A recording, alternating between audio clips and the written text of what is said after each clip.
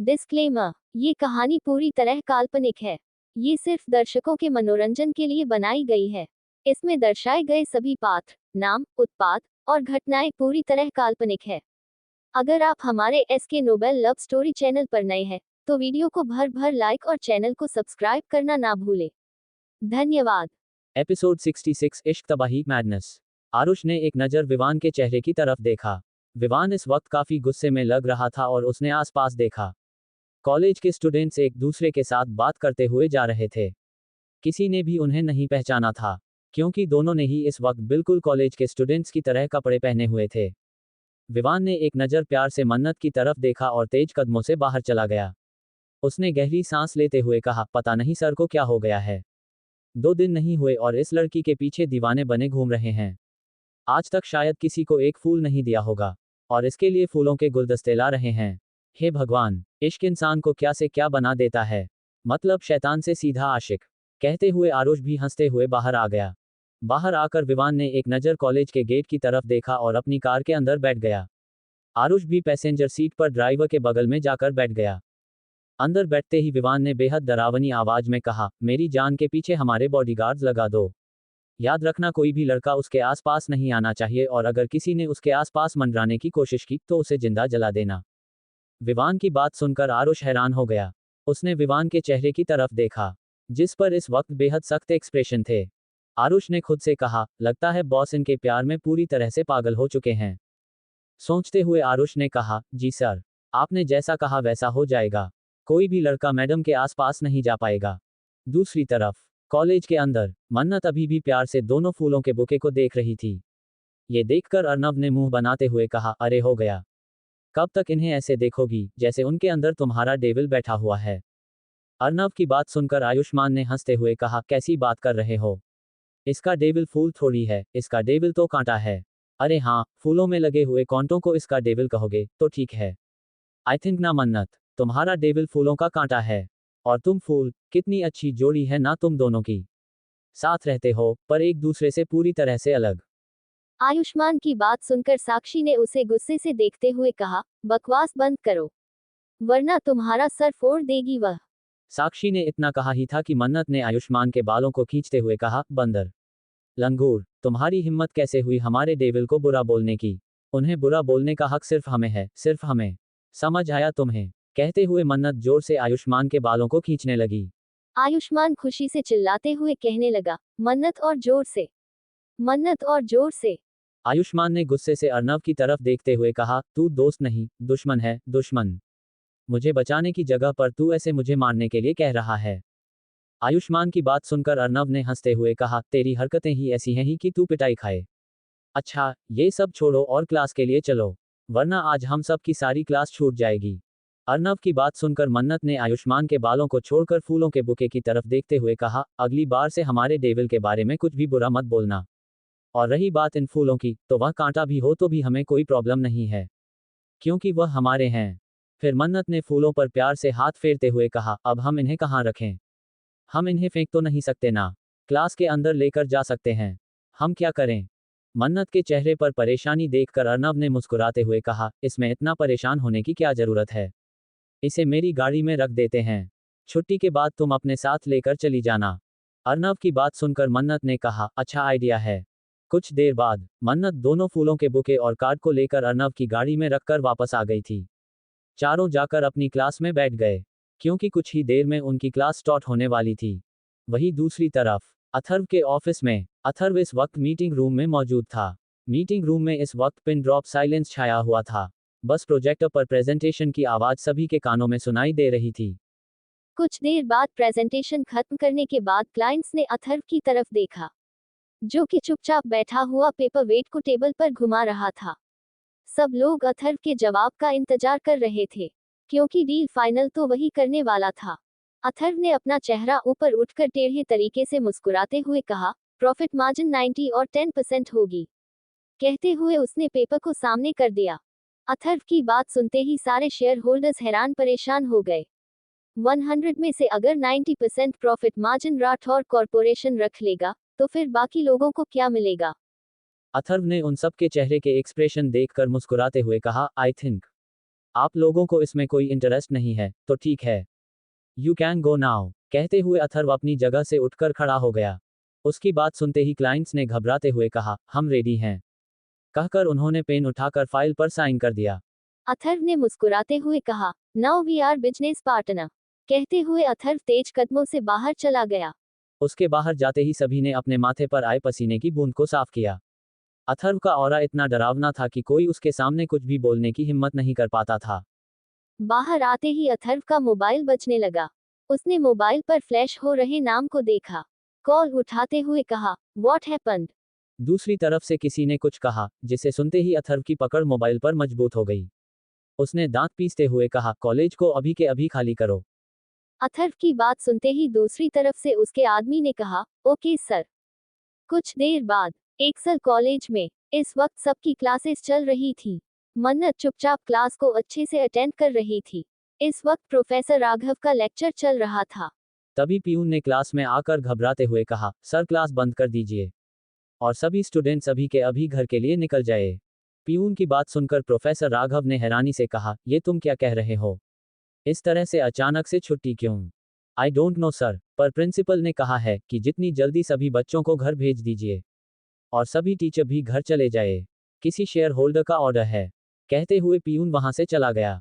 उसके जाते ही प्रोफेसर राघव ने सबकी तरफ देखते हुए कहा, जैसा कि आप लोगों ने सुन ही लिया है कि कुछ इमरजेंसी की वजह से आप लोगों को आज छुट्टी दी जा रही है, तो आप सब लोग अपना सामान पैक कर लीजिए।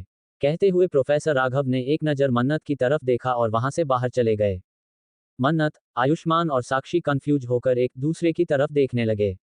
उन्हें कुछ भी समझ नहीं आ रहा था। तभी अर्नव ने कहा, अरे यार चलो ना, छुट्टी मिली है तो इसमें इतना सोचने की क्या जरूरत है, चलो जल्दी से। कुछ ही देर बाद वह सब लोग बाहर आ चुके थे। स्टूडेंट्स तेज कदमों से कॉलेज से बाहर जा रहे थे, क्योंकि उन्हें बाहर निकालने के लिए सिर्फ 10 मिनट का वक्त दिया गया था। मन्नत अभी बाहर जाने ही वाली थी कि पीछे से प्रिंसिपल ने कहा, मन्नत, तुम रुको, तुम नहीं जा सकती।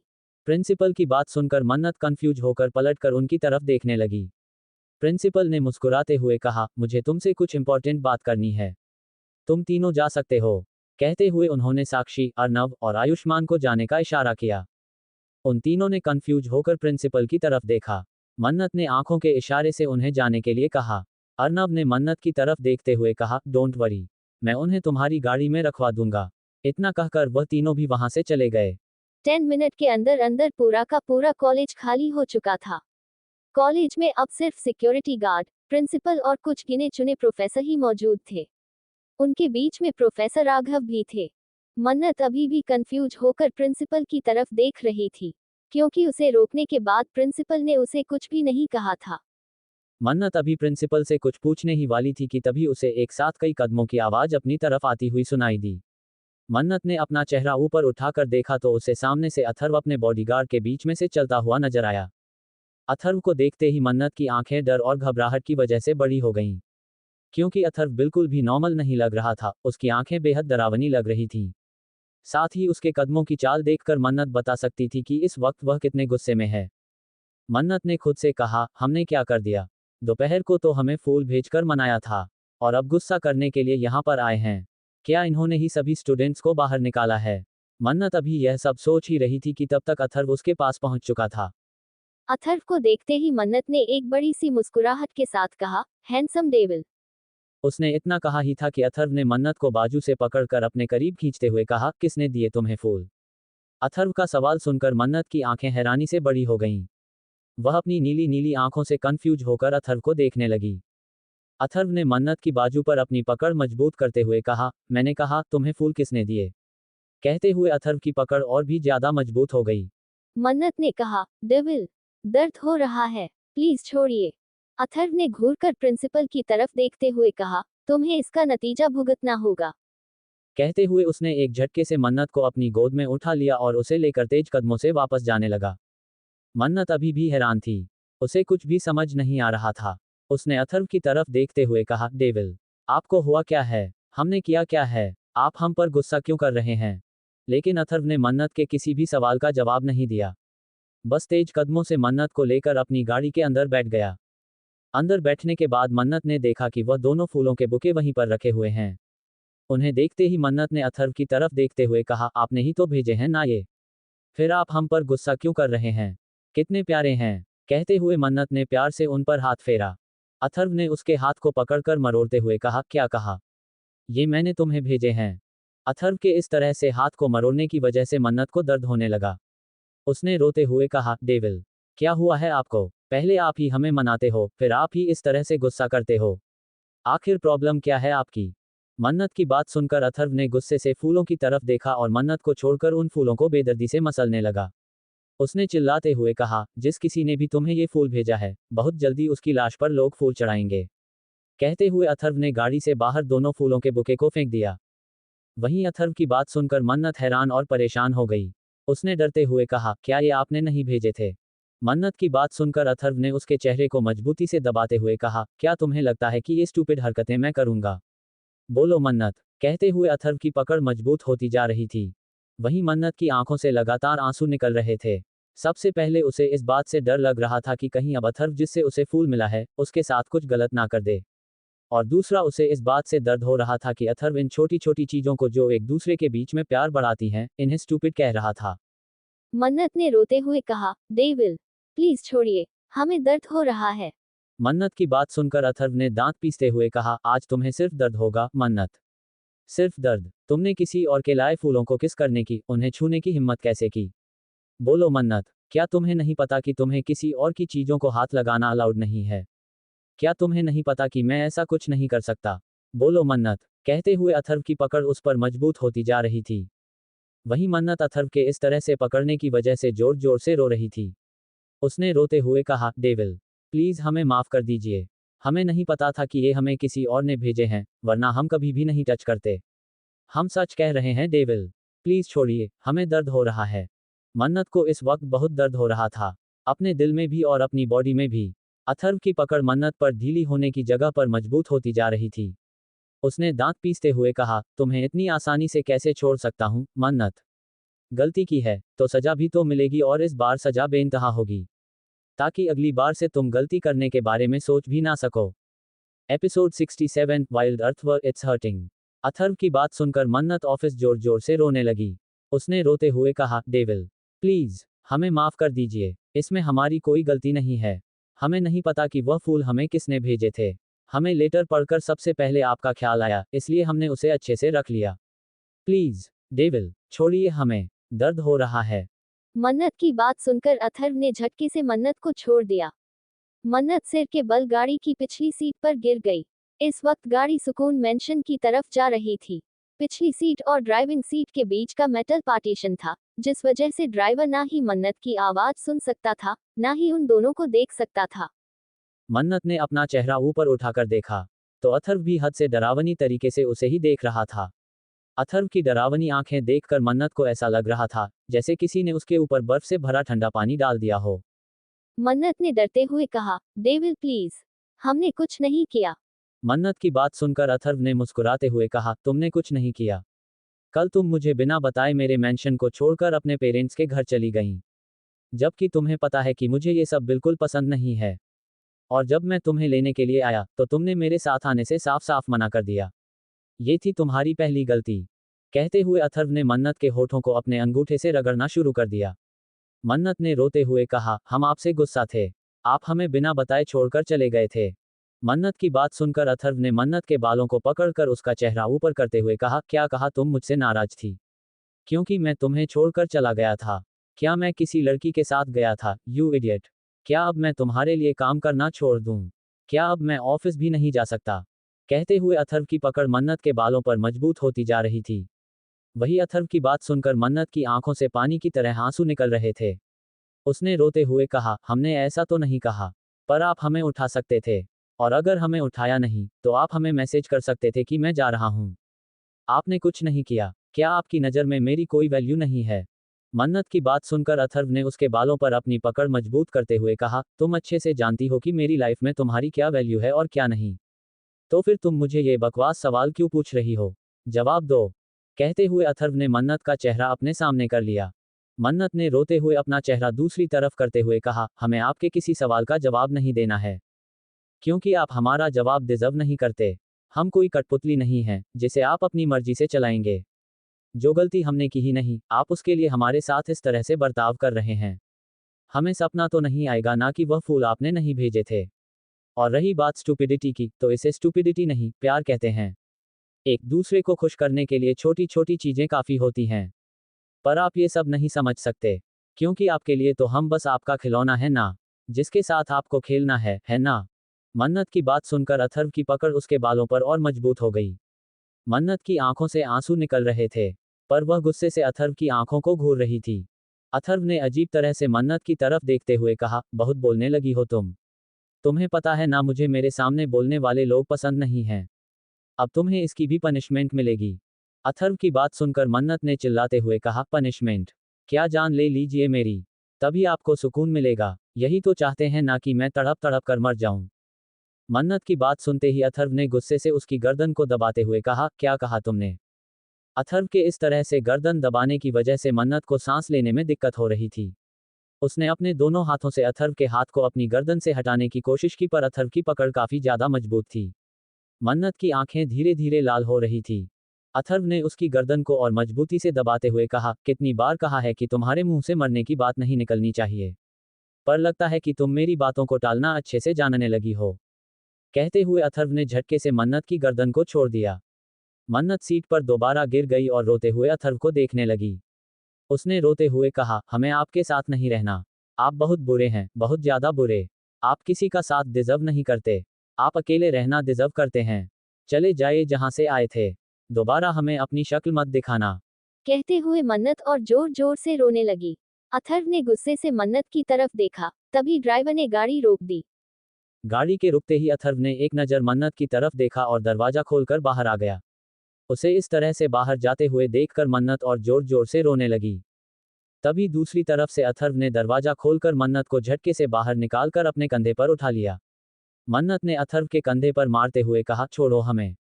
हमें आपके साथ कहीं नहीं जाना। हमें आपके साथ नहीं रहना। हमसे दूर चले जाए। हमारी जिंदगी से हमेशा के लिए दूर चले जाए।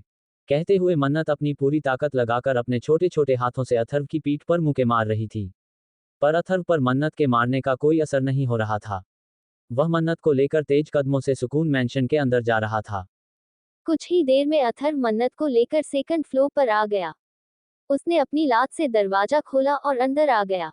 मन्नत अभी भी रोते हुए अथर्व को खुद को छोड़ने के लिए कह रही थी। अथर्व ने लाकर मन्नत को सीधा बेड पर पटक दिया और चिल्लाते हुए कहा, बहुत शौक है ना मेरे खिलाफ जाने का। आज मैं तुम्हें ऐसा सबक सिखाऊंगा कि अगली बार से कभी भी मेरे खिलाफ नहीं जाओगी। कहते हुए अथर्व अपनी शर्ट के बटन खोलने लगा। वही मन्नत रोते हुए अथर्व को देखने लगी। उसने चिल्लाते हुए कहा, क्या करना चाहते हैं आप? जबरदस्ती करना चाहते हैं हमारे साथ? हमारी इज्जत लूटना चाहते हैं? यही सब चाहते हैं ना आप? बचपन से इसीलिए हमें अपने साथ रखा था ना, ताकि जब हम बड़े हो जाए तो आप हमारा फायदा उठा सकें। मन्नत ने चिल्लाते हुए कहा। वही मन्नत की बातें सुनकर अथर्व ने जोर से दीवार पर मुक्का मारते हुए कहा, मन्नत। अथर्व के मुक्का मारते ही मन्नत ने अपना चेहरा अपने घुटनों में छुपा लिया। वह जोर जोर से रो रही थी। इस वक्त अथर्व का बर्ताव बिल्कुल पागलों की तरह हो चुका था और मन्नत ये सब कुछ बर्दाश्त नहीं कर पा रही थी। राजकुमारी की तरह रहने वाली मन्नत के लिए ये सब कुछ काफी ज्यादा तकलीफ देने वाला था। अथर्व ने अपने हाथ की तरफ देखा। उसके हाथों से खून निकल रहा था। उसने दांत पीसते हुए कहा, तुम्हें लगता है ना कि मैं तुम्हारी बॉडी से प्यार करता हूं? तो ठीक है, आज मैं तुम्हारी गलतफहमी को सच करके रहूंगा। कहते हुए अथर्व ने झटके से अपनी शर्ट को बॉडी से निकाल कर फेंक दिया और मन्नत की तरफ अपने कदम बढ़ाने लगा। मन्नत अभी भी बेड पर बैठे बैठे कांप रही थी। उसे बिल्कुल भी नहीं लगा था कि अथर्व उसके साथ ऐसा कुछ कर सकता है। पर आज का अथर्व का बर्ताव देखने के बाद अब मन्नत को अथर्व से हद से ज्यादा डर लग रहा था। अथर्व ने मन्नत के पास जाकर मन्नत के चेहरे को ऊपर उठाकर देखा। वह घबराई हुई नजरों से उसे ही देख रही थी। उसकी आंखों से अभी भी आंसू निकल रहे थे। अथर्व ने मन्नत के आंसू को अपने अंगूठे से साफ करते हुए कहा, अब क्यों रो रही हो? जब गलती करते वक्त तुम्हें रोना नहीं आया, तो अब रोने से क्या होगा? अथर्व की बात सुनकर मन्नत ने रोते हुए कहा, हमें सच में नहीं पता था कि वह बुक आपने नहीं भेजा था।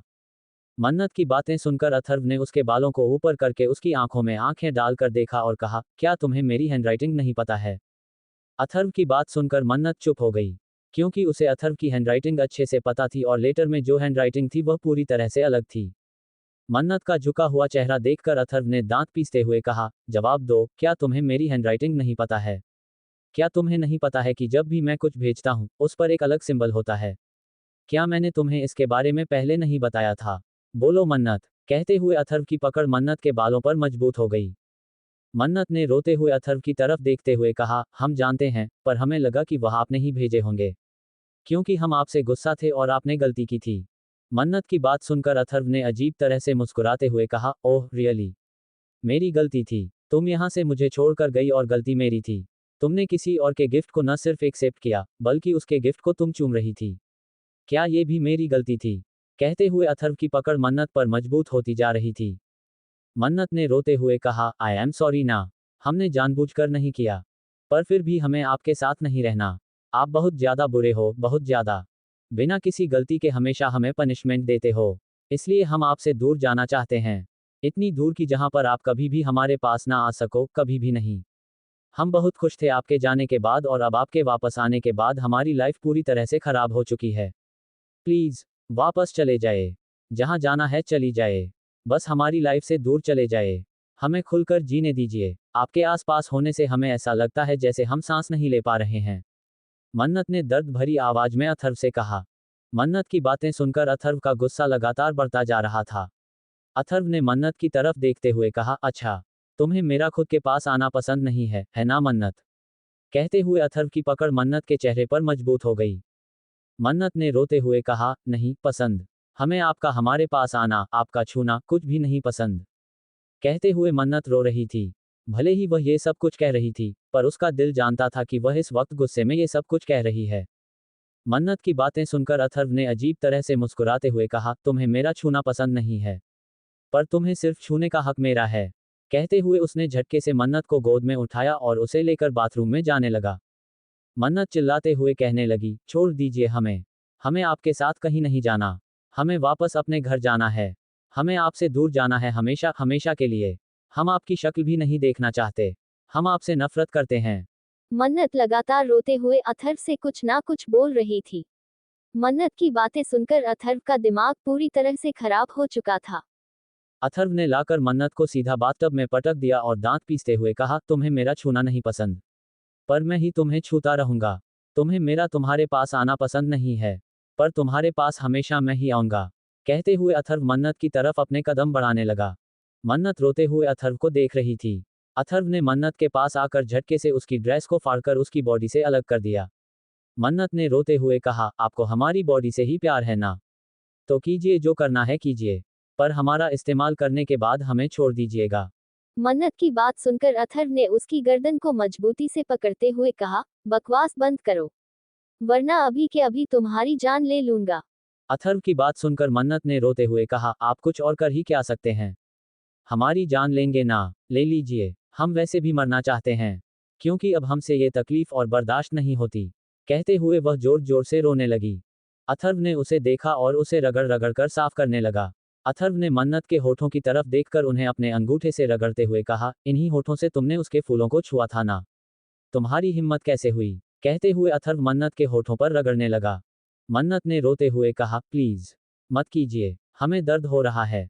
लेकिन मन्नत की बातें तो जैसे अथर्व के कानों में पड़ ही नहीं रही थीं। वह बिल्कुल पागलों की तरह हरकतें कर रहा था। कुछ देर बाद मन्नत भी बदहवासी सी अथर्व की बाहों में थी और अथर्व उसे अपनी बाहों में उठाकर बाथरूम से बाहर ला रहा था। उसका पूरा चेहरा खून की तरह लाल हो गया था। उसके होठों को देखकर ऐसा लग रहा था जैसे उसके होठों से खून निकलने लगेगा। अथर्व के चेहरे पर कोई एक्सप्रेशन नहीं थे। ऐसा लग रहा था जैसे वह पत्थर हो गया हो। उसने मन्नत को लाकर बेड पर पटकते हुए कहा, आज के बाद तुम्हें कॉलेज जाने की कोई जरूरत नहीं है। अथर्व की बात सुनते ही मन्नत, जो कि वजन से बेड पर पड़ी हुई थी, उसकी आंखें हैरानी से बड़ी हो गईं। उसने अपना चेहरा ऊपर उठाकर देखा, तो अथर्व बिल्कुल पत्थर की मूरत की तरह खड़ा था। मन्नत ने रोते हुए कहा, नहीं, आप ऐसा नहीं कर सकते। हम कॉलेज जाएंगे। Episode 68, I am not your puppet. He guys, कैसे हैं आप सब? उम्मीद है अच्छे होंगे। तो चलिए बिना देरी किए शुरू करते हैं कहानी का आज का एपिसोड। योजक चिन्ह। मन्नत की बात सुनकर अथर्व ने बेहद सर्द आवाज में कहा, मैंने कह दिया ना कि तुम आज से कॉलेज नहीं जाओगी, तो नहीं जाओगी। अगर तुम्हें अपनी क्लासेस अटेंड करनी है तो ऑनलाइन करो, वरना मत करो। कहते हुए अथर्व तेज कदमों से बाहर चला गया। अथर्व के बाहर जाते ही मन्नत जोर जोर से रोने लगी। उसने रोते हुए कहा, हम कोई कठपुतली नहीं हैं जिसे आप अपनी मर्जी से नचाएंगे। हम इंसान हैं, वह भी जीते जागते, और हम अपनी मर्जी से जिएंगे। हम आपकी शर्तों पर नहीं जिएंगे। कहते हुए मन्नत ने अपने आंसू साफ किए और उठकर खड़ी हो गई। इस वक्त उसे बेइंतहा दर्द हो रहा था। जितना दर्द उसकी बॉडी में था, उससे कहीं ज्यादा दर्द उसे अपने दिल में हो रहा था। मन्नत धीमे कदमों से चलती हुई खिड़की के पास आकर खड़ी हो गई। उसने बाहर के नज़ारों को देखते हुए कहा, आप हमें सोने के पिंजरे में कैद नहीं कर सकते। हम आसमान में उड़ने वाली चिड़िया बनना चाहते हैं, ना कि कोई कैदी। कहते हुए मन्नत ने अपने आंसू पोंछे और वापस बेड पर आकर बैठ गई। अब उसे किसी भी तरह से यहाँ से बाहर निकलने का रास्ता ढूंढना था। वह जानती थी कि अगर अथर्व ने डिसाइड कर लिया है तो वह उसे बाहर नहीं जाने देगा। अब उसे कुछ ऐसा करना था जिसके बाद अथर्व खुद उसे कॉलेज जाने की परमिशन दे दे। योजक चिन्ह। वहीं बाहर आकर अथर्व तेज कदमों से मैंशन से बाहर चला गया। बाहर जाते हुए उसने घर की दोनों सर्वेंट्स को मन्नत का ध्यान रखने के लिए और उसे रूम से बाहर न निकलने देने के लिए भी सख्त चेतावनी दे दी। अथर्व की वार्निंग सुनकर दोनों सर्वेंट्स मन्नत के रूम के बाहर बैठ गईं। क्योंकि अगर मन्नत रूम के बाहर निकली तो उनके साथ क्या हो सकता था, ये वो भी नहीं जानती थीं। अथर्व अपनी गाड़ी में बैठकर कहीं निकल गया। उसके बॉडीगार्ड्स भी उसके पीछे पीछे निकल गए। अथर्व इस वक्त तेजी से गाड़ी चला रहा था। उसके कानों में बार बार मन्नत के शब्द गूंज रहे थे, आप सिर्फ हमें इस्तेमाल करना चाहते हैं। आपको सिर्फ हमारी बॉडी से प्यार है। हमारा इस्तेमाल करके हमें छोड़ दीजिएगा। बस हमारी जिंदगी से चले जाए। मन्नत की बातें याद करके अथर्व का दिमाग पूरी तरह से खराब हो चुका था। इस वक्त वह काफी फास्ट ड्राइविंग कर रहा था। उसके बॉडीगार्ड्स भी काफी ज्यादा घबराए हुए थे। उन्होंने कबीर का नंबर डायल किया, पर दूसरी तरफ से कबीर ने कॉल नहीं उठाया। कुछ देर बाद अथर्व की गाड़ी एक फेमस बार के सामने आकर रुकी। अथर्व ने तेज आवाज के साथ गाड़ी का दरवाजा पटक कर बंद किया और बार के अंदर अपने कदम बढ़ाने लगा। उसके जाते ही उसके बॉडीगार्ड्स ने आयुष का नंबर डायल करके उसे सब कुछ बता दिया। अथर्व बार में बने अपने प्राइवेट रूम में चला गया। वह इस वक्त अपने प्राइवेट रूम में लगातार ड्रिंक कर रहा था। आसपास 4 से 5 ड्रिंक की बोतलें खाली हो चुकी थीं। अथर्व एक और बोतल उठाने वाला था कि किसी ने उसका हाथ पकड़ लिया। अथर्व ने अपनी जलती हुई नजरों से सामने खड़े इंसान की तरफ देखा, तो उसके सामने आयुष खड़ा था। आयुष ने अथर्व के हाथ से बोतल छीनकर साइड में फेंकते हुए कहा, हुआ क्या है तुझे? क्या मरना चाहता है तू? इतनी ड्रिंक कौन करता है? 10 बोतलें पी चुका है तू। आयुष की बात सुनकर अथर्व ने उसे धक्का देते हुए कहा, तू होता कौन है मुझे रोकने वाला? दफा हो जा यहाँ से। मुझे जो करना है मैं वही करूंगा। कहते हुए अथर्व ने एक और बोतल उठा ली। अथर्व की बात सुनकर आयुष ने गुस्से से उसके हाथ से वह बोतल छीनकर जमीन पर फेंकते हुए कहा, तेरा दोस्त और तेरे साथ जबरदस्ती करने का मेरा पूरा हक है। इसलिए अब ज्यादा बकवास मत कर। मैं तुझे डरता नहीं हूँ, बस तुझसे प्यार करता हूँ। दोस्त नहीं, भाई माना है तुझे। आयुष की बात सुनकर अथर्व ने कुछ नहीं कहा। उसने अपनी आंखें बंद कर लीं और कुर्सी से अपना सर टिकाकर सीलिंग को देखने लगा। आयुष ने उसे कंधों से पकड़कर हिलाते हुए कहा, हुआ क्या है? कुछ तो बता। अथर्व ने अपना चेहरा ऊपर उठकर अजीब तरह से मुस्कुराते हुए कहा, उसे लगता है कि मैं उसका इस्तेमाल करना चाहता हूँ। उसकी बॉडी को इस्तेमाल करके मैं उसे छोड़ दूंगा। उसे लगता है कि मैंने उसे बचपन से इसलिए प्रोटेक्ट किया ताकि बड़े होने के बाद मैं उसका फायदा उठा सकूं। अथर्व की बात सुनकर आयुष हैरान हो गया। वह अच्छे से समझ गया था कि अथर्व किसकी बात कर रहा है। आयुष को चुप देखकर अथर्व जोर जोर से हंसने लगा। उसे भी यही लगता है ना कि मुझे उसकी बॉडी से प्यार है? अथर्व ने हंसते हुए कहा। आयुष ने उसकी तरफ देखते हुए कहा, नहीं, मुझे पता है कि तुझे उसकी बॉडी से नहीं, बल्कि उससे प्यार है। आयुष की बात सुनकर अथर्व ने गुस्से से उसकी तरफ देखते हुए कहा, मैं किसी से प्यार नहीं करता। मुझे प्यार पर बिलीव नहीं है। वो बस मेरा जुनून है, मेरी सनक है। मैं बस उसे अपने पास, अपने साथ रखना चाहता हूँ। प्यार मोहब्बत मेरे बस की बात नहीं है। अथर्व की बात सुनकर आयुष हंसते हुए उसके बगल में बैठ गया। आयुष ने एक ड्रिंक की बोतल उठाकर उसे अपने मुंह से लगाते हुए कहा, तुझे पता है तेरी प्रॉब्लम क्या है? तू बस खुद की सुनता है। तुझे दूसरों की सुनने की आदत नहीं होती। तू खुद को यकीन दिला रहा है या मुझे कि तू मन्नत से प्यार नहीं करता। तू उससे बचपन से प्यार करता है। आयुष की बात सुनकर अथर्व उसे गुस्से से देखने लगा, पर आयुष को कोई फर्क नहीं पड़ा। उसने मुस्कुराते हुए ड्रिंक की बोतल को अपने मुंह से लगाते हुए कहा, और वैसे भी प्यार सोच समझकर नहीं किया जाता यार। प्यार तो बस हो जाता है। कहते हुए उसकी आंखों के सामने साक्षी का चेहरा आ गया। आयुष की बात को इग्नोर करके अथर्व अपनी जगह से उठकर खड़ा हो गया, पर इस वक्त उसकी कंडीशन बिल्कुल भी ठीक नहीं थी। उसके कदम डगमगा रहे थे। आयुष ने उसका हाथ पकड़कर उसे जबरदस्ती बिठाते हुए कहा, कहाँ जा रहे हो? इतनी रात को इतनी ड्रिंक करने के बाद क्या छोटी सी बच्ची को डराना चाहते हो? वैसे तुमने उसके साथ कुछ गलत तो नहीं किया ना? मुझे सब कुछ पता चल गया है। अब मुझे बताओ कि अगर किसी ने उसे फूल भेजे तो इसमें उसकी क्या गलती है? जो तूने उसके साथ इस तरह से बर्ताव किया। उसने तो नहीं कहा था ना किसी को कि मुझे फूल भेजो, मुझे लेटर्स भेजो। जब तू नहीं भेजता तो कोई और भेज देता है। और मुझे लगता है कि अगर ऐसा ही चला तो जरूर बहुत जल्दी मन्नत के दिल में कोई और आ जाएगा और वह तुझे छोड़कर। आयुष ने इतना कहा ही था कि अथर्व ने उसकी गर्दन को दबाते हुए कहा, एक और शब्द अपने मुंह से मत निकालना, वरना मैं तेरी जान ले लूंगा। अथर्व के इस तरह से गर्दन दबाने की वजह से आयुष को घुटन होने लगी। उसने अथर्व को खुद से दूर करते हुए कहा, मारना चाहता है क्या? मुझे छोड़ यार, वरना मेरी साक्षी का क्या होगा? अभी तक तो हमने शादी भी नहीं की, हमारे क्यूट क्यूट बच्चे भी नहीं हुए, और तू है कि मेरी जान लेना चाहता है। आयुष की बात सुनकर अथर्व गुस्से से उसे देखने लगा। आयुष ने टेढ़े तरीके से मुस्कुराते हुए कहा, सच कड़वा होता है मेरे दोस्त। जिस तरह की हरकतें तू कर रहा है ना, उसके बाद बहुत जल्दी मन्नत तुझसे नफरत करने लगेगी। और अगर वह तुझसे नफरत करने लगी तो प्यार किसी न किसी से तो करेगी ही। जो उम्मीद वो तुझसे करती है, अगर वो उसे किसी और से मिल गई तो वह उसकी तरफ अट्रैक्ट हो जाएगी। इसलिए अपनी हरकतों को सुधार ले, उसे प्यार से हैंडल कर। इस तरह जबरदस्ती से तू उसके दिल में खुद के लिए और नफरत बढ़ाता जाएगा। आयुष की बात सुनकर अथर्व उसे घूरते हुए बोला, मैं चाहता हूं कि वह मुझसे नफरत करे, क्योंकि मोहब्बत बहुत जल्दी खत्म हो जाती है, पर नफरत वह हमेशा दिल में रहती है। अथर्व की बात सुनकर आयुष ने अजीब तरह से मुंह बनाते हुए कहा, तू और तेरे अजीब ख्याल, जो करना है कर, मेरी बला से। मैं तो चला अपनी साक्षी के पास। कहते हुए आयुष खड़ा हो गया, पर उसने भी अब ड्रिंक कर ली थी, इसलिए उसके भी कदम डगमगा रहे थे। उसने वापस सोफे पर बैठते हुए कहा, मैं नहीं जा रहा। अगर उसे पता चल गया कि मैंने ड्रिंक की है तो वह मेरे बालों को खींच खींच कर मुझे गंजा बना देगी। इसलिए आज मैं यहीं रहूंगा, तू भी सो जा। कहते हुए आयुष वहीं पर लेट गया। अथर्व ने उसे घूर कर देखा और वह भी अपनी आंखें बंद करके वहीं पर लेट गया। योजक चिन्ह। अगली सुबह सुकून मैंशन में मन्नत चुपचाप अपने रूम में बैठी हुई थी। रात भर उसे बिल्कुल भी अच्छे से नींद नहीं आई थी और सुबह भी उसकी नींद जल्दी ही खुल गई थी। उसने खुद से कहा, हमें कुछ न कुछ सोचना होगा। हम इस तरह से यहाँ पर कैदी बनाकर नहीं रह सकते। हमें कॉलेज जाना है, हमें अपनी जिंदगी को जीना है। कहते हुए मन्नत उठकर खड़ी हो गई। तभी रूम का दरवाजा खुला और घर की सर्वेंट सुधा अंदर आई। उसने रिस्पेक्ट के साथ अपना सर झुकाते हुए कहा, मैडम, आपको ब्रेकफास्ट में क्या खाना है? सुधा की बात सुनकर मन्नत ने बहुत बेरुखी से कहा, मुझे कुछ नहीं खाना। जो खाना है अपने सर को खिला दो। कहते हुए मन्नत गुस्से से बाथरूम में चली गई। मन्नत का जवाब सुनकर सुधा ने घबराई हुई नजरों से अपने पीछे खड़ी दूसरी फीमेल सर्वेंट की तरफ देखा, तो उसने भी अपना सर हिला दिया। दोनों चुपचाप वहां से चली गई। कुछ देर बाद मन्नत फ्रेश होकर बाहर आई और सीधा क्लोजेट में चली गई। उसे यकीन था कि यहाँ पर उसके लिए कपड़े जरूर होंगे और उसकी सोच बिल्कुल ठीक थी, क्योंकि यहाँ पर अथर्व के साथ साथ उसके भी कई सारे कपड़े थे। मन्नत ने एक सिंपल सी शर्ट और प्लाजो निकाला और उसे पहनकर नीचे आ गई। उसने पूरे लिविंग रूम में देखा, पर उसे अथर्व कहीं भी नजर नहीं आ रहा था। मन्नत ने खुद से कहा, ये कहाँ चले गए हमें इस सोने के पिंजरे में बंद करके।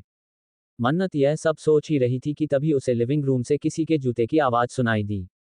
उसने अपना चेहरा ऊपर उठाकर देखा तो लिविंग रूम के दरवाजे से अथर्व अंदर आ रहा था।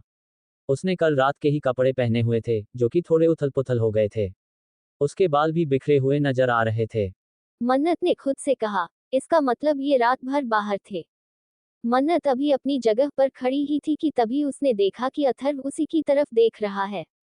मन्नत ने जल्दी से अपना चेहरा दूसरी तरफ फेर लिया। उसे इस तरह से खुद से मुंह मोड़ते हुए देखकर अथर्व के हाथ की मुट्ठी बंध गई। उसने तेज आवाज में कहा, मन्नत, नीचे आओ। उसकी तेज आवाज सुनकर मन्नत एक पल के लिए घबरा गई, पर उसने बिल्कुल भी रिएक्ट नहीं किया, जैसे उसने अथर्व की आवाज सुनी ही ना हो। अथर्व ने जब ये देखा तो वह तेज कदमों से चढ़ता हुआ सीढ़ियों से ऊपर आ गया। अथर्व के कदमों की आवाज सुनकर मन्नत ने अपने हाथ की मुट्ठी मजबूती से बांध ली। उसने खुद से कहा, मन्नत, तुझे डरना नहीं है, तुझे डटकर सामना करना है। तू गलत नहीं है, तू इस तरह से झुक नहीं सकती। मन्नत खुद को हिम्मत दे रही थी, पर उसकी हिम्मत अथर्व के सामने कहाँ काम आने वाली थी। अथर्व ने मन्नत के पास आकर झटके से उसे बाजू से पकड़कर अपनी तरफ खींचते हुए कहा, क्या तुम्हें मेरी आवाज सुनाई नहीं दी? अथर्व के इस तरह से खींचने की वजह से मन्नत घबरा गई। उसने अपना चेहरा ऊपर उठाकर अथर्व की तरफ देखकर कुछ बोलने की कोशिश की, पर उसकी डरावनी आंखें देखकर मन्नत के मुंह से कुछ निकल ही नहीं रहा था। उसने आखिर में पूरी हिम्मत के साथ कहा, हमें आपकी कोई बात सुनने में कोई इंटरेस्ट नहीं है। आप बस हमें यहाँ से जाने दीजिए। हमें हमारे परिवार के पास वापस जाना है। हमें आपके साथ नहीं रहना। छोड़िए हमें। कहते हुए मन्नत अपने हाथ को छुड़ाने की कोशिश करने लगी। मन्नत की बात सुनकर अथर्व ने उसके हाथ पर अपनी पकड़ मजबूत करते हुए कहा, तुम कहीं नहीं जाओगी। कहीं भी नहीं। अब तुम हर वक्त, हर पल मेरे साथ इसी मेंशन में रहोगी। इसलिए यहाँ से जाने का ख्याल अपने दिल और दिमाग से निकाल दो। अथर्व की बात सुनकर मन्नत ने गुस्से से उसकी आंखों में आंखें डालकर कहा, आखिर क्यों कर रहे हैं आप हमारे साथ ऐसा? हमारा और आपका कोई हक नहीं है, इसलिए जबरदस्ती करना बंद कीजिए। मन्नत की बात सुनकर अथर्व की आंखें गहरी हो गई। उसने मन्नत की नीली आंखों में देखा, जहां पर उसे खुद के लिए सिर्फ और सिर्फ गुस्सा नजर आ रहा था। अथर्व ने मजबूती से मन्नत की कमर पर अपनी पकड़ मजबूत करते हुए कहा, क्या कहा तुमने? तुम पर मेरा कोई हक नहीं है। मन्नत ने भी इस बार हिम्मत करके उसकी आंखों में आंखें डालकर कहा, नहीं है। आप हमसे दूर रहिए। हमारा और आपका कोई रिश्ता नहीं है। आप बस हमारे लिए एक अजनबी हैं। मन्नत ने इतना कहा ही था कि अथर्व ने उसके हाथ को पकड़कर पीठ के पीछे मोड़ दिया। एक और शब्द मत निकालना, वरना आगे जो कुछ भी होगा उसका अंजाम तुम्हें भुगतना होगा। कहते हुए अथर्व की पकड़ मन्नत के हाथ पर मजबूत हो गई। मन्नत ने दर्द से कराहते हुए कहा, प्लीज छोड़िए, हमें दर्द हो रहा है। एपिसोड 69 मैसेज मन्नत अर्थवा राठौड़। मन्नत इस वक्त दर्द से सिसकते हुए अथर्व की तरफ देख रही थी। अथर्व ने मन्नत पर अपनी पकड़ मजबूत करते हुए कहा, अपने शब्द को याद रखना। तुमने कहा ना कि तुम पर मेरा कोई हक नहीं है, तो अब तुम पर सिर्फ मेरा हक होगा, सिर्फ मेरा। मन्नत सिंघानिया। कहते हुए अथर्व ने झटके से मन्नत को छोड़ दिया और तेज कदमों से नीचे जाने लगा। अथर्व के अचानक से छोड़ने की वजह से मन्नत सीधा फ्लो पर गिर गई। उसने आंसू भरी आंखों से अपना चेहरा ऊपर उठाकर देखा, तो अथर्व अब तक नीचे चला गया था। मन्नत ने रोते हुए कहा, आप क्यों कर रहे हैं ये सब? हमने तो हमेशा से आपको अपना सब कुछ माना है, पर आप क्यों हमारे साथ इस तरह से बर्ताव कर रहे हो? क्या आपको हमारे दर्द से कोई फर्क नहीं पड़ता? क्या हम आपके लिए सिर्फ खिलौना हैं? कहते हुए मन्नत वहीं पर बैठकर फूट फूट कर रोने लगी। कुछ देर बाद मन्नत के सामने घर की सर्वेंट मौजूद थी। उसने घबराते हुए कहा, मैडम, क्या हुआ आपको? कहते हुए सुधा जी ने मन्नत को उठाने की कोशिश की। मन्नत ने आंसू भरी आंखों से सुधा जी की तरफ देखा। सुधा जी ने कुछ भी नहीं कहा, बस मन्नत को ठीक से खड़ा किया और उसकी तरफ देखते हुए कहा, मैडम, ब्रेकफास्ट कर लीजिए, 12 बजे बजने वाले हैं, आपको भूख लगी होगी। सुधा जी की बात सुनकर मन्नत ने दर्द भरी मुस्कुराहट के साथ कहा, हमें कुछ नहीं खाना, कुछ भी नहीं। कहते हुए मन्नत वापस अपने रूम में जाकर पेट के बल बेड पर लेटकर फूट फूट कर रोने लगी। उसकी आंखों से आंसू निकल रहे थे। वह अथर्व से दूर नहीं रहना चाहती थी, पर अथर्व का ऐसा बर्ताव उसे तकलीफ दे रहा था।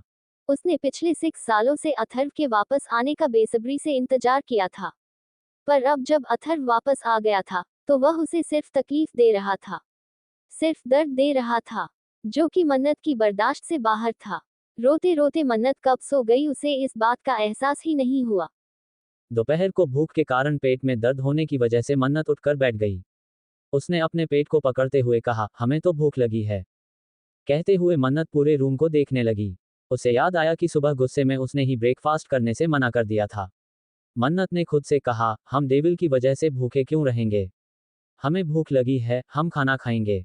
कहते हुए मन्नत जल्दी से बेड से उतरकर बाथरूम में फ्रेश होने के लिए चली गई और कुछ देर बाद नीचे लिविंग रूम में आ गई। मन्नत को देखते ही सुधा जी ने उसके पास आते हुए कहा, मैडम, क्या मैं आपके लिए कुछ बना दूं? सुधा जी का सवाल सुनकर मन्नत ने उखड़ी हुई आवाज में कहा, हाँ कुछ बना दो जल्दी, मुझे भूख लगी है। कहते हुए मन्नत जाकर डाइनिंग टेबल पर बैठ गई। कुछ देर में सुधा जी उसके लिए कुछ हेल्दी सलाद और लंच बनाकर लेकर आ गई।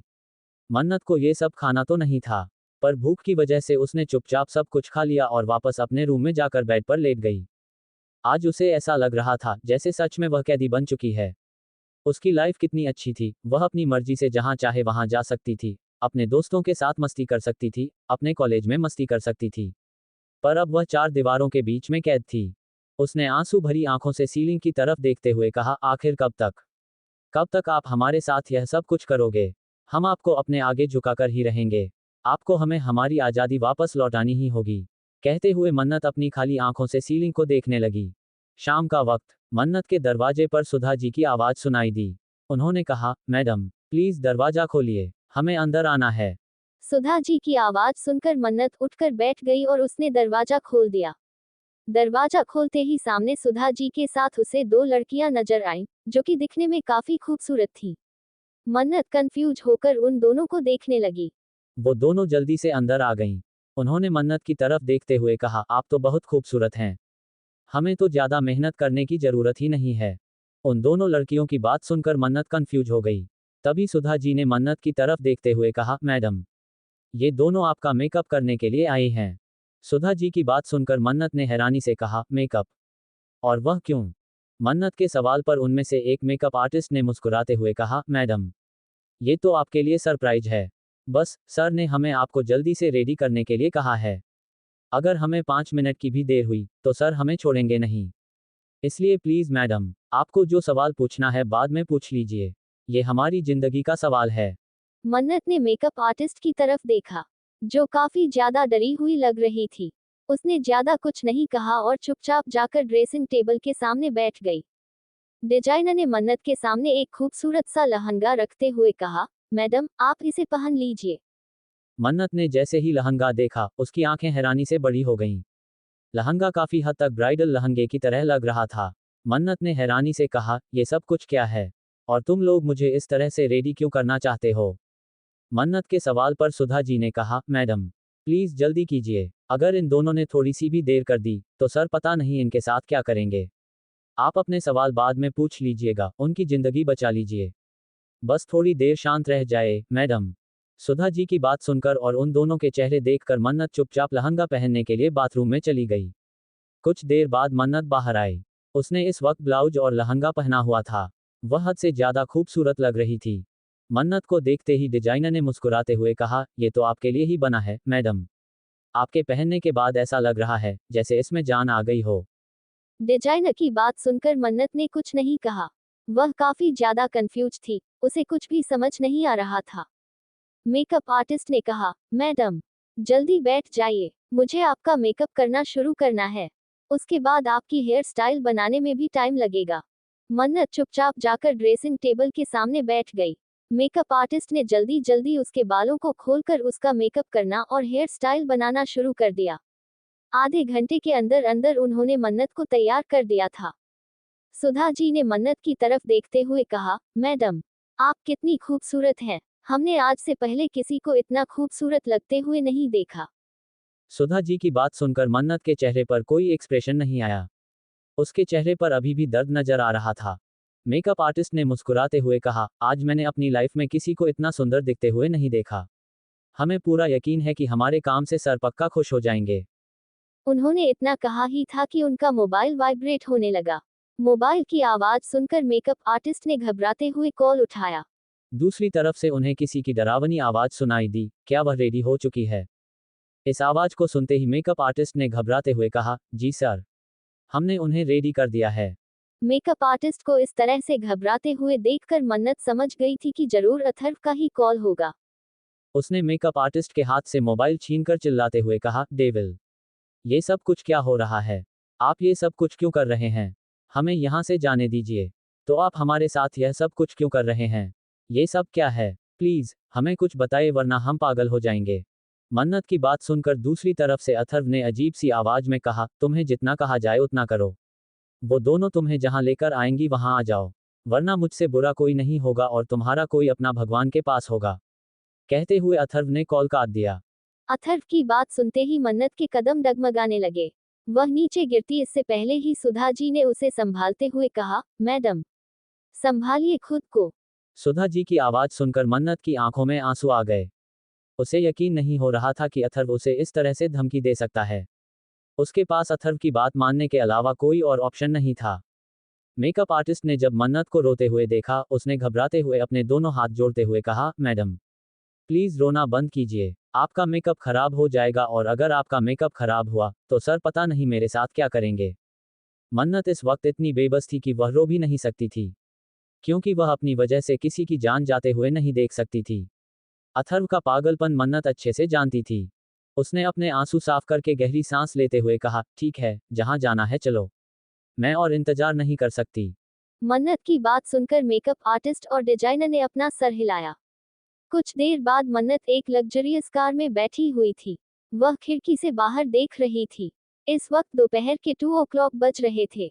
मन्नत को कुछ भी समझ नहीं आ रहा था कि अब उसकी जिंदगी में होने क्या वाला है।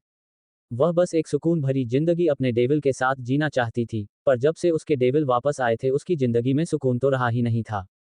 मन्नत की कार के पीछे बॉडीगार्ड्स की कार थी, जो कि मन्नत को प्रोटेक्ट करने के लिए उसके पीछे पीछे आ रही थी। कुछ देर बाद मन्नत की कार एक जगह पर आकर रुकी। मेकअप आर्टिस्ट और डिजाइनर ने मन्नत की तरफ देखते हुए कहा, मैडम, सर ने हमें आपको यही लाने के लिए कहा था। चलिए। मेकअप आर्टिस्ट और डिजाइनर की बात सुनकर मन्नत ने हैरान होकर उनकी तरफ देखा और दरवाजा खोलकर बाहर आ गई। बाहर आते ही मन्नत की आंखें हैरानी से बड़ी हो गईं क्योंकि इस वक्त वह मैरिज रजिस्टर के ऑफिस के सामने खड़ी थी। मन्नत ने हैरानी से कहा, हम यहाँ पर क्या कर रहे हैं? उन्होंने हमें यहाँ लाने के लिए क्यों कहा है? कहते हुए मन्नत ने खुद की तरफ देखा। इस वक्त उसने एक ब्राइडल लहंगा पहना हुआ था जिसे देखकर कोई भी यह समझ जाता कि वह एक दुल्हन है। मन्नत ने खुद से कहा, नहीं, यह नहीं हो सकता। मन्नत ने इतना कहा ही था कि किसी ने उसे बाजू से पकड़कर अपने करीब खींचते हुए कहा, क्या नहीं हो सकता, मन्नत? मन्नत ने अपना चेहरा ऊपर उठाकर देखा तो सामने अथर्व खड़ा था, जो कि अजीब तरह से मुस्कुरा रहा था। अथर्व को देखते ही मन्नत ने रोते हुए कहा, ये सब कुछ क्या है, डेविल? ये मैरिज रजिस्टर के ऑफिस के सामने आपने हमें क्यों बुलाया है? और ये सब क्या है? कहते हुए उसने अपने लहंगे की तरफ इशारा किया। तभी उसने देखा कि अथर्व ने एक गोल्डन कलर की शेरवानी पहनी हुई है। मन्नत का सर अब जैसे चकराने लगा था। उसने आंसू भरी आंखों से अथर्व की तरफ देखते हुए कहा, ये कैसा मजाक है, डेविल? मन्नत की बात सुनकर अथर्व ने उसकी आंखों में आंखें डालकर देखते हुए कहा, यह मजाक नहीं है, एंजल। यही सच है। तुमने ही सुबह कहा था ना कि मेरा तुम पर कोई हक नहीं है, हमारा कोई रिश्ता नहीं है। तो इसलिए अब तुम्हारा सिर्फ मुझसे रिश्ता होगा, सिर्फ मुझसे। अब तुम बनोगी मिसेज मन्नत अथर्व राठौर। अथर्व की बात सुनते ही मन्नत के कदम डगमगाने लगे। वह नीचे गिरती, इससे पहले ही अथर्व ने उसकी कमर में हाथ डालकर उसे अपने करीब खींचते हुए कहा, क्या हुआ? क्या तुम्हें ये रिश्ता पसंद नहीं आया? तुम्हें लगता है ना कि मैं तुम्हारी बॉडी से प्यार करता हूँ, तुम्हारा इस्तेमाल करना चाहता हूँ? तो अब खुश हो जाओ, क्योंकि अब मैं तुमसे शादी करके तुम्हें अपनी वाइफ बनाने वाला हूँ। अथर्व की बात सुनकर मन्नत ने गुस्से से उसकी तरफ देखकर अपने दोनों हाथों को उसके सीने पर रखा और उसे खुद से दूर करने की कोशिश करते हुए कहा, पर हमें आपसे शादी नहीं करनी है। कहते हुए मन्नत जोर से रोने लगी। मन्नत की बात सुनकर अथर्व ने उसके दोनों हाथों को पकड़कर उसकी पीठ के पीछे मोड़ते हुए कहा, अगली बार अपने मुंह से ये सब निकालने के बारे में सोचना भी मत। तुम्हारी और मेरी शादी हो रही है, मतलब हो रही है। अथर्व की बात सुनकर मन्नत ने रोते हुए उसकी तरफ देखते हुए कहा, जब आप हमसे प्यार नहीं करते तो हमसे शादी क्यों करना चाहते हैं? हमने आपसे पूछा था ना कि क्या आप हमसे प्यार करते हैं? आपने सीधे सीधे कहा था कि आपको हमसे कोई प्यार नहीं है। तो फिर क्यों कर रहे हैं हमारी जिंदगी बर्बाद? हम एक हैप्पी लाइफ चाहते हैं। हम चाहते हैं कि हमारा पति हमसे प्यार करे। और जब हम जानते हैं कि आप हमसे कभी भी प्यार नहीं कर पाएंगे, तो हम क्यों आपके साथ शादी करके अपनी जिंदगी बर्बाद करें? मन्नत ने चिल्लाते हुए कहा। सभी लोग इस वक्त मन्नत और अथर्व को घेर कर खड़े थे जिस वजह से कोई भी उन्हें नहीं देख पा रहा था। बॉडीगार्ड्स तो अपना चेहरा नीचे झुकाकर खड़े थे। मन्नत की बात सुनकर अथर्व ने अजीब तरह से अपनी गर्दन पर हाथ फेरते हुए कहा, मैंने तुमसे पहले ही कहा था कि दुनिया में प्यार जैसी स्टुपिडिटी नहीं होती। होता है तो सिर्फ दीवानगी, सिर्फ जुनून, सिर्फ सनक। और तुम मेरी दीवानगी, मेरा जुनून, मेरी सनक हो। Episode 70 forced marriage. Hi guys, कैसे हैं आप सब? उम्मीद है आप सब अच्छे होंगे। तो चलिए बिना देरी किए शुरू करते हैं कहानी का आज का एपिसोड। अथर्व की बात सुनकर मन्नत रोते हुए बोली, हमें आपकी दीवानगी, आपका जुनून, आपकी सनक नहीं बनना है। छोड़िए हमें। हम आपके साथ कभी भी शादी नहीं करेंगे। कभी भी नहीं। छोड़िए। कहते हुए मन्नत अथर्व के हाथ से अपना हाथ छुड़ाने की कोशिश करने लगी। मन्नत की बात सुनकर अथर्व ने उसकी पकड़ और मजबूत करते हुए कहा, डोंट यू डेयर मन्नत। तुम्हें पता है कि अथर्व राठौर जो चाहता है, वह करके ही रहता है। जब तुमने हमारे रिश्ते पर सवाल उठा ही दिया है और मुझ पर यह इल्जाम लगा ही दिया है कि मैं सिर्फ तुम्हारी बॉडी से प्यार करता हूं, तो अब मुझे भी कुछ करना होगा ना। तुम्हारे सभी सवालों का सिर्फ एक जवाब है, हमारी शादी। उसके बाद तुम्हें छूने का, तुम्हारे पास आने का, तुम्हें अपने पास रखने का हक है ना मुझे। कहते हुए अथर्व अजीब तरीके से मुस्कुराने लगा। उसकी मुस्कुराहट आज मन्नत को किसी जहर की तरह कड़वी लग रही थी। उसने रोते हुए कहा, आप ऐसा क्यों कर रहे हैं, डेविल? पहले तो आप ऐसे नहीं थे। अथर्व मन्नत की तरफ देखते हुए बोला, बहुत हो गया। चलो हमारी शादी रजिस्टर करनी है। उसके बाद तुम लीगल तरीके से मेरी हो जाओगी। मन्नत रोते हुए बोली, डेविल, प्लीज ऐसा मत कीजिए, प्लीज, आप मेरी और अपनी दोनों की जिंदगी बर्बाद कर रहे हैं। मन्नत की बात सुनकर अथर्व ने उसकी पकड़ और मजबूत करते हुए कहा, तुम्हें अपने छोटे से दिमाग पर ज्यादा जोर डालने की जरूरत नहीं है। और अगर मैं अपनी जिंदगी बर्बाद भी कर रहा हूं, तो भी मुझे तुम्हारे साथ यह बर्बादी मंजूर है। और तुम्हें भी मंजूर करनी होगी। अब चलो। कहते हुए अथर्व मन्नत को खींचता हुआ अंदर आ गया। मन्नत अभी भी अथर्व को खुद से दूर करने की कोशिश कर रही थी, पर अथर्व को तो जैसे कोई फर्क ही नहीं पड़ रहा था। मन्नत ने रोते हुए कहा, छोड़िए हमें। हमें हमारी मॉम के पास जाना है। हमारे डैडी के पास जाना है। हम आपसे शादी नहीं करेंगे। छोड़िए हमें। मन्नत बार बार एक ही बात रिपीट कर रही थी। ये देखकर अथर्व ने गुस्से से पलटकर मन्नत की तरफ देखते हुए उसके जबड़े को मजबूती से दबाते हुए कहा, चुप। अब एक शब्द भी अगर तुम्हारे मुंह से निकला तो। तुम्हारा दोस्त, क्या नाम है उसका? कहते हुए अथर्व कुछ सोचने लगा। अथर्व के मुंह से अपने दोस्त का नाम सुनकर मन्नत घबरा गई। उसने घबराते हुए कहा, डेविल, आपने क्या किया है? मन्नत के सवाल पर अथर्व ने टेढ़ी मुस्कान के साथ कहा, याद आया, उसका नाम अर्नव शेखावत है ना? मैं उसे भगवान के पास पहुंचा दूंगा। कहते हुए अथर्व ने अपना मोबाइल निकाला और किसी का नंबर डायल किया। अगले ही पल दूसरी तरफ से किसी ने वीडियो कॉल किया। वीडियो कॉल पर मन्नत ने देखा कि अर्नव को एक कुर्सी से बांधा गया है और वह कुर्सी हवा में लटक रही है। नीचे कई सारी लोहे की सलाखें हैं। ये देखते ही मन्नत ने अपने मुंह पर हाथ रख लिया। उसे अपनी आंखों पर यकीन नहीं हो रहा था। अथर्व ने मन्नत की तरफ देखते हुए कहा, अब अगर एक बार भी तुमने शादी के लिए मना करने की कोशिश की, तो अपने इस दोस्त को नर्क में जाने से तुम भी नहीं रोक पाओगी। अथर्व की बात सुनकर मन्नत ने आंसू भरी आंखों से अथर्व की तरफ देखा, पर इस बार उसने कुछ भी नहीं कहा। अथर्व ने मुस्कुराते हुए कहा, गुड गर्ल, कहकर अथर्व मन्नत को लेकर अंदर आ गया। मन्नत किसी जिंदा लाश की तरह चलती हुई अंदर आ गई। उसे यकीन नहीं हो रहा था कि उसकी शादी, जिसके लिए उसने न जाने कितने सपने देखे थे, इस तरह से हो रही है। ऐसा नहीं था कि वह अथर्व को पसंद नहीं करती थी। बचपन से लेकर आज तक उसके दिल में अथर्व के अलावा कभी भी कोई नहीं था। हालांकि उसे प्रोफेसर राघव पसंद था, पर अथर्व के आते ही वह पूरी तरह से प्रोफेसर राघव को भूल गई थी। अथर्व और मन्नत अंदर आ गए। उनके अंदर आते ही सभी लोग अपनी जगह पर खड़े हो गए। अथर्व ने मजिस्ट्रेट की तरफ घूरते हुए कहा, मैरिज पेपर्स। अथर्व के इतना कहते ही मजिस्ट्रेट खुद उसके सामने पेपर लेकर आ गया। पेपर्स को देखते ही मन्नत के हाथ पैर ठंडे पड़ गए। अथर्व ने टेढ़ी मुस्कान के साथ पलटकर मन्नत की तरफ देखा और धीरे से उसके कान के पास अपने होठ ले जाते हुए कहा, आज तुम हमेशा हमेशा के लिए मेरी बन जाओगी। आज तुम्हारे नाम के साथ मेरा नाम जुड़ जाएगा, मन्नत अथर्व राठौर। कहते हुए अथर्व ने साइड में पड़ा हुआ पेन उठाया और साइन कर दिया।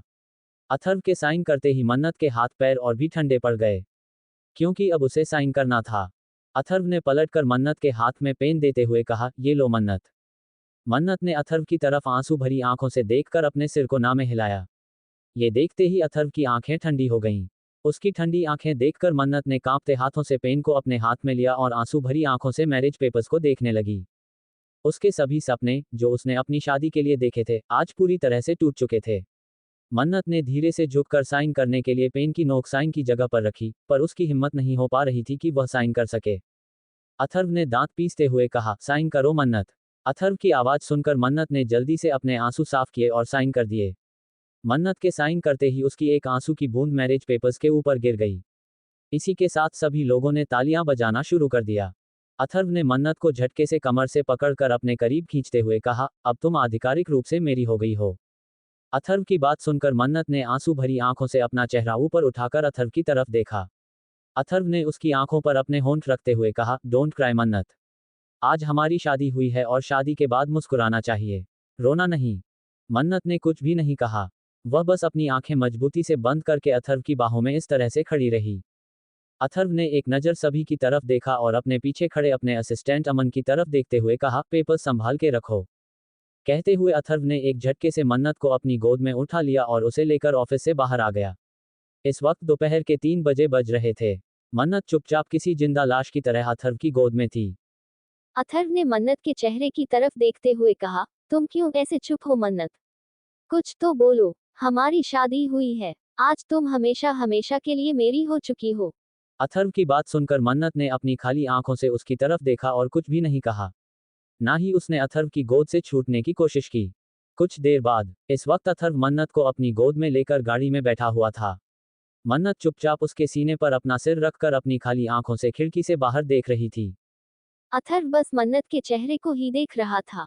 उसने मन्नत के गाल पर उंगलियां चलाते हुए कहा, मैं जानता हूं कि तुम इस वक्त बहुत ज्यादा तकलीफ में हो, पर तुम्हारी ये तकलीफ बहुत जल्दी खत्म हो जाएगी मन्नत, बहुत जल्दी।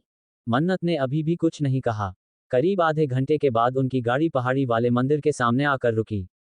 अथर्व ने मन्नत की तरफ देखकर उसके माथे पर किस करते हुए कहा, लीगल तरीके से तो हमारी शादी हो गई, पर अब रीति रिवाज के साथ हमारी शादी होगी। अथर्व की बात सुनकर मन्नत ने अपना चेहरा ऊपर उठाकर अथर्व की तरफ देखा।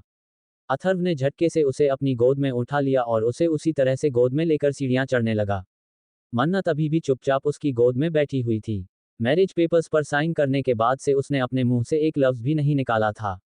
मन्नत और अथर्व जैसे ही ऊपर आए, उन्हें किसी की आवाज सुनाई दी। मन्नत ने इस आवाज को सुनते ही अपना चेहरा घुमा कर देखा, तो उसे साक्षी नजर आई, जो आयुष के साथ खड़ी थी। साक्षी को देखते ही मन्नत के मुंह से जोर से निकला, साक्षी, कहते हुए वह अथर्व की गोद से उतरने की कोशिश करने लगी। अथर्व ने मन्नत पर अपनी पकड़ मजबूत करते हुए कहा, स्टॉप इट मन्नत, हिलाना डुलना बंद करो। अथर्व की गुस्से भरी आवाज सुनकर मन्नत शांत हो गई। वह बस आंसू भरी आंखों से साक्षी की तरफ देख रही थी। साक्षी भी दौड़ते हुए मन्नत के पास आना चाहती थी, पर आयुष ने उसे अपने पास खींचकर पकड़ के रखा, ताकि वह अथर्व और मन्नत के पास ना जा सके। साक्षी ने गुस्से से कहा, छोड़ो मुझे आयुष। साक्षी की बात सुनकर आयुष ने दांत पीसते हुए कहा, क्या तुम मरना चाहती हो? देखो शैतान को, आज वह पूरी तरह से शैतान बना हुआ है। अगर तुमने उन दोनों के बीच में आने की कोशिश की तो वह तुम्हें जान से मारने से पहले एक बार भी नहीं सोचेगा और मैं भी तुम्हें नहीं बचा पाऊंगा। आयुष की बात सुनकर साक्षी ने आंसू भरी आंखों से उसकी तरफ देखा। आयुष ने उसे अपने गले से लगाते हुए कहा, एक दिन होना ही था, रोना बंद करो, वह उसे कुछ नहीं करेगा। साक्षी ने रोते हुए कहा, देखो उसकी हालत कैसी है, जबरदस्ती शादी कौन करता है? अगर वह प्यार से उससे शादी करता तो क्या प्रॉब्लम थी? वैसे भी मन्नत के दिल में तो हमेशा से वही था, फिर वह क्यों ऐसा है? कहते हुए साक्षी रोने लगी। आयुष ने उसे शांत करते हुए कहा, तुम जानती हो ना, उसे अपना प्यार जताना नहीं आता। मुझे नहीं पता कि वह कभी अपने प्यार का इजहार करेगा या नहीं। बस इतना पता है कि प्यार तो वह हमेशा से मन्नत से ही करता है, बस मानता नहीं। अब रोना बंद करो और चलो। तुम्हारी दोस्त की शादी है, जैसे भी हो रही है, एक ही बार हो रही है। तुम्हें इसे अच्छे से एंजॉय करना चाहिए। कहते हुए आयुष साक्षी को लेकर मंदिर के अंदर आ गया। अथर्व भी मन्नत को लेकर अंदर आ गया था। पंडित जी ने अथर्व और मन्नत की तरफ देखते हुए कहा, आप दोनों यहाँ पर बैठ जाइए। शादी का मुहूर्त 15 मिनट के बाद स्टार्ट हो जाएगा। पंडित जी की बात सुनकर अथर्व ने मन्नत को नीचे उतारा। अथर्व के नीचे उतरते ही मन्नत दौड़ते हुए दूसरी तरफ भाग गई। उसने अथर्व की तरफ देखते हुए कहा, बहुत हो गया, अब हम यह शादी नहीं करेंगे। जिस शादी में प्यार नहीं है, वह शादी किसी काम की नहीं है। हमें आपसे शादी नहीं करनी, नहीं करनी, नहीं करनी। कहते हुए मन्नत रोते हुए सीढ़ियों से नीचे भागने लगी। किसी ने भी उसे रोकने की कोशिश नहीं की। ये देखकर साक्षी हैरान हो गई। वहीं अथर्व अपने दोनों हाथ अपनी शेरवानी की पॉकेट में डालकर दौड़ती हुई मन्नत को देख रहा था। उसने खुद से कहा, जितना भागना है, भागो मन्नत, पर आना तो तुम्हें वापस मेरे पास ही है। कहते हुए वह उसी जगह पर बैठ गया, जहां पंडित जी ने उसे बैठने के लिए कहा था। आयुष हैरान था कि मन्नत यहां से भाग गई, पर अथर्व उसे पकड़ने के लिए जाने की बजाय वहीं पर बैठा हुआ है। वहीं मन्नत लगातार नीचे भाग रही थी। सीढ़ियों से नीचे आते ही उसने देखा, सारी गाड़ियां लाइन में लगी हुई थीं। मन्नत ने रोते हुए मंदिर की तरफ देखते हुए कहा, हम इस तरह से शादी नहीं करेंगे। जब तक आप हमसे प्यार नहीं करते, हम आपसे शादी नहीं कर सकते। वह भागने लगी। वह कुछ ही दूरी पर गई थी कि तभी उसे किसी के चिल्लाने की आवाज सुनाई दी। मन्नत ने डरते हुए अपना चेहरा ऊपर उठाकर देखा तो सामने कुछ लोगों ने आयुष्मान को पकड़ा हुआ था और उसके गले पर चाकू रखा हुआ था। मन्नत ने जैसे ही ये देखा, उसकी आंखें बाहर आने को हुईं। तभी उनमें से एक ने कहा, वापस चली जाए, वरना इसकी जान जाकर रहेगी। उन लोगों की बात सुनते ही मन्नत एक झटके में समझ गई कि यह लोग भी अथर्व के आदमी हैं। मन्नत ने आंसू भरी आंखों से आयुष्मान की तरफ देखा। आयुष्मान ने चिल्लाते हुए कहा, मन्नत, ये सब क्या हो रहा है और तुम शादी के जोड़े में क्यों हो? और ये लोग कौन हैं? उसने इतना कहा ही था कि एक गुंडे ने उसके गाल पर जोरदार थप्पड़ मारते हुए कहा, चुप, हमने कहा था ना, तेरे मुंह से अगर आवाज निकली तो हम तुझे भगवान के पास भेज देंगे। थप्पड़ खाते ही आयुष्मान का चेहरा एक तरफ झुक गया। मन्नत ने रोते हुए कहा, I hate you, devil. I hate you. कहते हुए मन्नत जहां भागकर आई थी उसी दिशा में भागने लगी। इस बार उसकी स्पीड पहले से ज्यादा थी। वहीं अथर्व अभी भी जलती हुई अग्निकुंड के सामने बैठा हुआ था। आयुष ने खुद से कहा, आखिर ये इंसान चाहता क्या है? साक्षी भी कंफ्यूज थी। साक्षी मन्नत के पीछे जाना चाहती थी, पर आयुष ने उसे जाने नहीं दिया था। साक्षी अभी ये सब सोच ही रही थी कि तभी उसे मन्नत के पायल की आवाज सुनाई दी। साक्षी ने पलट कर देखा, तो मन्नत रोते हुए दौड़ते हुए वापस मंदिर की तरफ ही आ रही थी। दोस्तों, कहानी कैसी लगी हमें कमेंट में आप जरूर बताएं और वीडियो को लाइक करना ना भूलें और चैनल को सब्सक्राइब कर ले। धन्यवाद।